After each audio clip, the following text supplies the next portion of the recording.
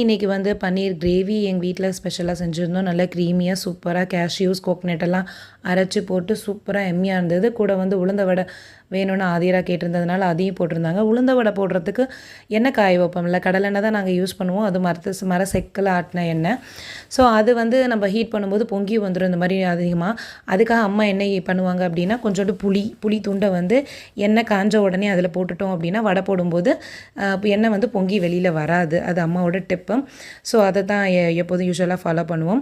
So மதிய lunch எல்லாம் முடிச்சாச்சு. ஸோ அன்றைக்கி வந்து ஒரு பார்சல் வந்திருந்தது. ஆதிராக்கு வந்து ஒரு லஞ்ச் பாக்ஸ் வந்து ஆர்டர் பண்ணியிருந்தோம், ஹோம்லி அப்படிங்கிற பிராண்டில் இருந்து.